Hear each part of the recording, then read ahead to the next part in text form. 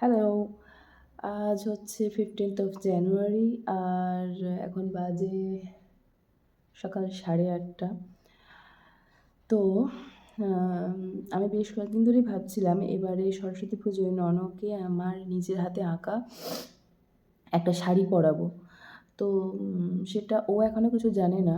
আর আমি যে শাড়িটা আমি চুজ করেছি তাতে কোনো প্রিন্টও নেই, তাতে কোনো পেইন্টও করা নেই। একদম সিম্পল একটা শাড়ি। তো আমি চেষ্টা করব নিজের হাতের ছোঁয়া সেই শাড়িটায় রাখার। জানি না কেমন হবে, কারণ যেহেতু আমি আঁকতে পারি না, যেহেতু আমার কোনো বেসিক কিছু মানে লার্নিংও নেই, তাই কেমন হবে আমি বলতে পারছি না। কিন্তু ওই আর কি, আমি চেষ্টা করব। আর ও ঘুম থেকে ওঠার পর ও কীভাবে রিঅ্যাক্ট করছে সেটা অবশ্যই চেষ্টা করব ক্যাপচার করার। See you soon. এই শাড়িটার কথাই বলছিলাম। শাড়ি পেয়ে গেছি, ব্রাশেস পেয়ে গেছি, আর এই হলো রঙের বক্স। এইটা দিয়ে আমি এবার শুরু করব। আমি জানি না আমি কোথায় শেষ করতে পারবো, কিন্তু I will try my best. Let's hope for the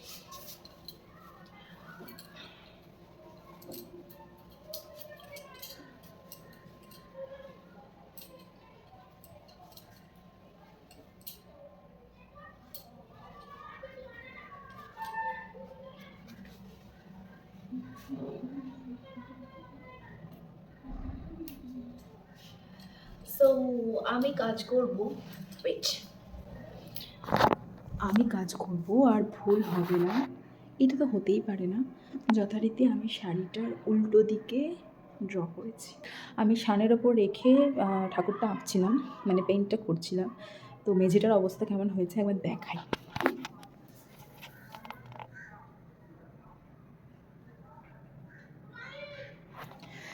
এটাকে এবার কীভাবে পরিষ্কার করবো জানি না। শাড়িটাও ননকে উল্টো দিকেই পরাতে হবে, কারণ শাড়িটা আমি ভুল পেইন্ট করেছি।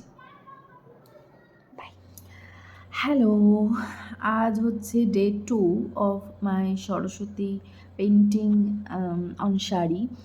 গতকাল শাড়ির আঁচলের পোর্শনটা পুরোটাই কাভার হয়েছে। আজকে চেষ্টা করব শাড়ির ভিতরে ছোটো ছোটো কোনো ডিজাইন আঁকার।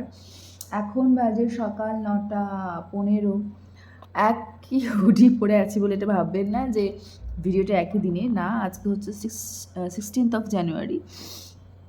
তো দেখা যাক কতদূর কী করতে পারি। চেষ্টা করব কাজটা আজকের মধ্যেই কমপ্লিট করার।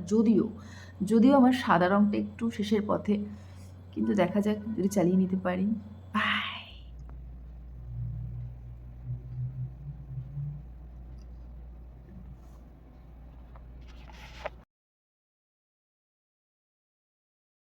হ্যালো, আজ হচ্ছে শাড়ি পেইন্টিংয়ের 3rd ডে। আজকেই আশা করছি শাড়িটা পুরোটা কমপ্লিট করতে পারবো। এখন বাজে ঘড়িতে 10:10 অ্যারাউন্ড। তো আঁচলটা তো ফার্স্ট দিনেই কমপ্লিট হয়ে গিয়েছিল। ডে 2তে আমি শাড়িতে 2টো ডিজাইন বানিয়েছি। আজ ডে 3, এবং আজকে আমি শাড়িটার আরেকটা ডিজাইন বানিয়ে শাড়ির কাজটা শেষ করব। So I am super excited. Not because আমি ননর জিনিস বানাচ্ছি। হ্যাঁ, অবভিয়াসলি ওটা একটা ভীষণ আমার কাছে আনন্দের ব্যাপার, কিন্তু একটা গোটা শাড়িতে আমার পেইন্টিং থেকে যাচ্ছে, এটাও আমার কাছে ইকুয়ালি ইম্পর্ট্যান্ট। তো জানি না শাড়িটা পরার পর কেমন দেখতে লাগবে, কিন্তু it will be special to me for ever. এই ঠাকুরের ছবিটা, এই পেইন্টিংটা আমি কোনো একটা ছবি দেখে আঁকিনি। আমি বেশ কয়েকটা ছবি থেকে আইডিয়া নিয়ে তবে একটা ছবি এঁকেছি।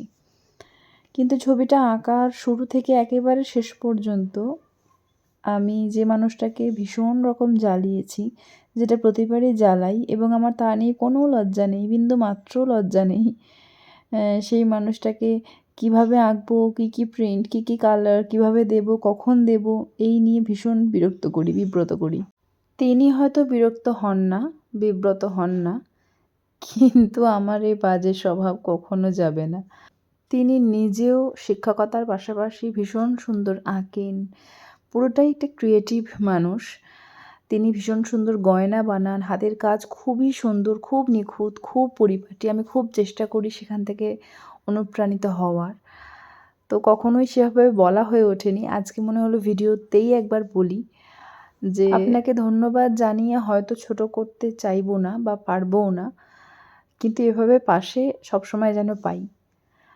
আর বাকি সবার উদ্দেশ্যে যারা এই ভিডিওটা দেখলেন পুরোটা শেষ পর্যন্ত, তাদের উদ্দেশ্যে এটাই বলার, কালকে সাজানোর পর ওকে কেমন দেখতে লাগবে সেটা তো কাল সময় বলবে।